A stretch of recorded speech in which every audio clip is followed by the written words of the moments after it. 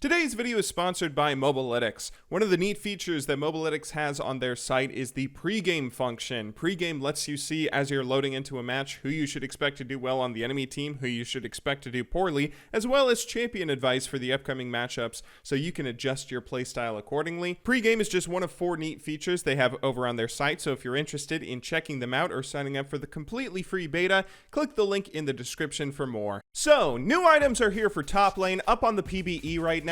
They've been getting testing for a little while and are likely to go live on the next patch alongside some changes and nerfs to a few of the current items like Titanic Hydra and Sterix Gauge. A few people have been talking about them, especially since one is a reincarnation of a much older item that was removed from the game ages ago, and today I'm going to be joining that bandwagon. I've been playing a few games on PBE trying to figure out how good both of these items are, specifically with a focus on top lane since that's obviously my main role, and that's also where these items are likely to be used the most. Now, back when I used to make good videos, I was pretty decent at talking about conceptual things without focusing on viability from patch to patch, talking more conceptually about whether or not ideas presented in a kit were good or bad, rather than just saying something is really broken or really garbage on that specific patch. I'm going to try and do a similar thing here today and talk about the ideas presented in these items and whether or not they're any good, especially since it's PBE and PBE, everything looks overpowered on PBE, so, take that for what it's worth. But let's go ahead and start at the very beginning here. What exactly are these new items and what do they do? Well, the first one is Atma's Reckoning, a 2900 gold item that gives you 25 attack damage, 30 armor, and 30 magic resistance. What's really neat about it though is its passive. For each second in combat with enemy champions, you gain attack damage based on your max health up to 2.5% at max stacks. That means if you're a 3k health champion, you will be gaining another 75 attack damage. That's almost 2 BF swords. This thing is really exciting, specifically for top lane bruisers and juggernauts who like to build damage but also have to be kind of tanky, and champions who usually go for like 1 or 2 damage items before building full tank. I mean, they can get this as one of those 2 damage items. They're already building a lot of health items like Black Cleaver anyway that will synergize very well with this, and ideally this is going to be an item that makes them very tanky while also giving them a big damage boost and an even larger damage boost with each tank item they finish after finishing this. It's tough to say whether or not this is going to end up being an effective build though, because the current builds that exist for bruisers and juggernauts top lane might just end up being better, and it might be tough to fit this item into the existing builds out there, even if it's something that could theoretically synergize pretty well. I mean, there's already some pretty solid builds out there, but we'll talk about all that in a moment. Either way, this was clearly meant for top lane.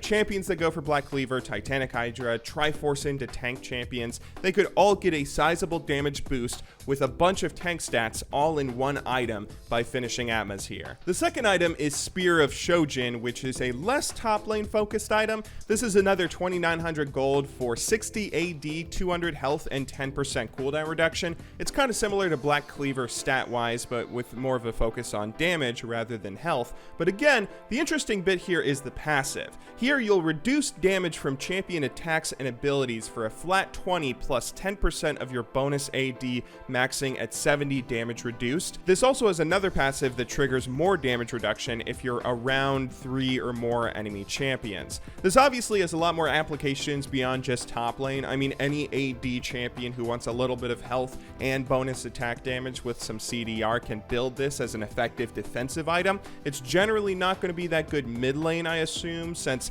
it's reducing damage per auto or per ability, so it's not going to reduce much damage if you're against a Veigar who just one-shots you. But if you're against an AD carry, if you're against a bruiser, anyone that's throwing out multiple auto attacks or multiple abilities in quick succession, I feel like this is an item that could reduce a lot of that damage and add up pretty quickly. I'm going to still call this a bit of a top lane item though, since I assume if it ends up being good enough for any other role to abuse it, AD top laners will likely end up taking it as well. But let's go ahead and show you guys some gameplay here, show you the meat of these numbers and just how they performed against some of the PBE community out there. I played a number of games here trying to test out various strategies, so let's go ahead and hop into game number 1.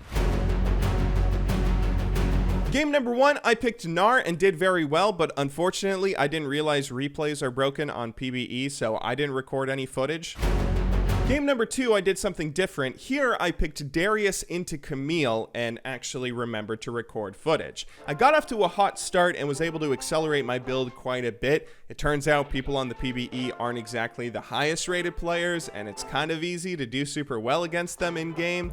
I mean, now I know why other YouTubers always make PvE content. Anyway, for most of the builds you see in this video, I end up going for a pretty basic core item first. So in this instance, I went for the early Phage, but then I just started rushing some of the new items to make sure I got as much mileage out of them as possible. Here, I get the Camille to rage quit actually pretty early in the game, but I try and roam around and see how things fare against the rest of their team before we get too far ahead, and this turns into a stomp. The first interesting moment from this game came just around the 10-minute mark, where I'm halfway to finishing my Atmas, and I'm going pretty deep on some tower dives bot lane. I mess up a little bit there, I get a few kills there, and I just kind of go super ham, not really caring about my own life at all. One thing that kind of surprised me though was just how tanky I was. I am 2-0 here with 1 or 2 levels against my opponents, but I think they could have actually done some serious damage to me if it wasn't for the fact that I got my Aegis of the Legion already. This is a component in the Atmas item, which is where the armor and the magic resistance comes from, and I genuinely think the reason I was able to go so aggressive here and tower dive past so many towers was because not only did I have a little bit of health, as Juggernauts normally do at this stage of the game, but I actually had resistances. Normally on top laners, you only have resistances through whatever your boots are. I mean, even if some top laners have been overpowered lately, oftentimes in the past, many top laners and many Juggernauts have really been pretty squishy and easy to kill because all they do is stack health through their build, and health gets countered by everything. I mean, everyone and their grandmother has % max health damage, and you're pretty easy to blow up sometimes, even if you're supposed to be tanky, if all you're doing is stacking a ton of health. Having resistances this early on in the game and having those resistances turn into damage in a single item is a very interesting change of pace right now, and I'm curious to see if this actually ends up being good on the live servers. I ended up getting a ton of kills here, really getting fed, and again, I didn't die. I took a lot less damage than I expected,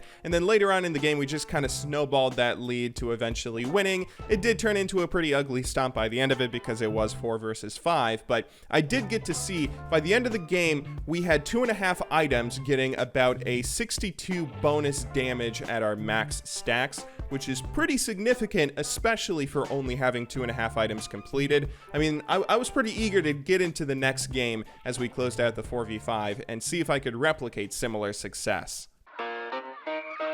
In game 3, I decided to play Renekton and rush the other item, Spear of Shojin. Here, I was against a Camille, and actually had some pretty sick plays if I do say so myself. This laning phase was a lot more fun, but sadly, it ended up turning into another stomp and another 4 versus 5 as the enemy AD carry ended up rage quitting this time. It is worth noting that my unnatural lead that I got did accelerate my build again, but I think this is still somewhat relevant in terms of assessing this item. Even if my opponents were behind and not dealing as much damage as they could be, my item was reducing their autos and whatnot by a flat number, not a percentage of their overall damage. So as long as they were dealing at least 70 damage or whatever, I'd be reducing the same amount regardless of if they were super far behind or super far ahead. So I tried to rack up as much damage reduction as possible to see the mileage I could get out of this new item, just team fighting non-stop. In a single extended fight, I ended up reducing 102 damage for the first fight after completing the item,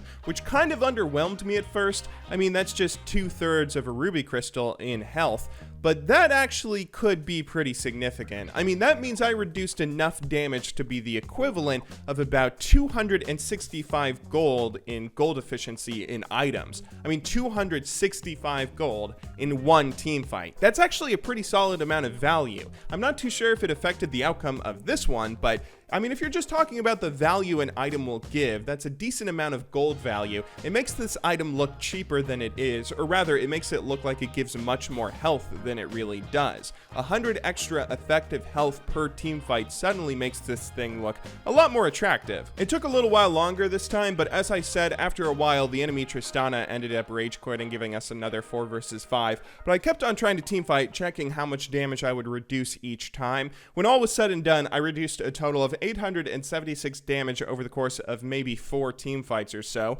Overall, I'd say that's pretty solid, kind of significant, and it really does seem like it did a lot for how late in the game I ended up finishing the item. I felt like I got a lot of value out of it in a very short amount of time. I also ended up building Atmas again here, which gave me a bonus of 69 damage by the end of the match. I wasn't satisfied though. I want a close game. I want a solid game, so I have some concrete evidence that I can point to on the viability of these items without just stomping a 4 versus 5. So I ended up queuing up again, playing Kled, and this time the enemy AD carry rage quit. I had a similarly good bit of success this match, again going for a Phage into Shojin into Atma's build. That combo gave me 59 damage on my Atmas this time, which was right around the 15-minute mark of the game, mind you, even if, yes, I was kind of fed again, accelerating my build. Here, the enemy ended up surrendering pretty quickly, so I didn't get a final count for the damage reduction on Shojin, but I had nearly 800 damage reduced at the 13-minute mark. I mean, I'm really curious about trying this out when it goes live. I think that if you get a full 30 to 40 minute game, the passive on this item can reduce enough damage that it's probably reducing more damage than some of your masteries are. If you can finish this pretty early in the game, it can be a very efficient item for just 2,900 gold, but it's going to be tough to say whether or not it's going to be a viable item. Like, I'm not too sure if you can afford to build this ahead of all these other items that other champions need to be building. Okay, last game. Just one more. Please, no AFK this time. This time, we made Vlad top lane AFK. All it took was one death in laning phase, and he rage quit. This time, this dude was actually a good player, too. What is it with PvE? Why does everybody rage quit? Oh my... I get it now. I get why other YouTubers always do this. It is worth noting that this time the enemy ended up coming back, and we actually had a pretty close match for a while until the server eventually ended up going down. The enemy might have actually won this game, honestly. The interesting thing about this one was even though we ended up getting pretty much our full build on Gnar, we got slaughtered. I mean, we were very easy to kill at certain points throughout the game. I'm not too sure if that was because the enemy was very fed or the fact that I kept on alt-tabbing to mess around on the internet, but this game showed me that these two items aren't exactly a win condition when finished. They can still be broken through. You don't deal a ridiculous amount of damage if the enemy is ahead, and they can still, you know, the enemy can still kill you even with whatever your damage reduction is. In conclusion, I really like the idea for these items. One problem I think League has had in the past is item redundancy, having a bunch of similar items that all do essentially the same thing, but both of these present a very new, interesting strategy for any sort of AD plus health stacking champions. Whether they end up being any good or not is left to be seen, but I like the idea behind both of them, and I'm very excited to find out. Anyway, I hope you all enjoyed watching today's video. I will see you all soon, but until next time, thank you very much for watching, good luck in solo queue, and have a wonderful day.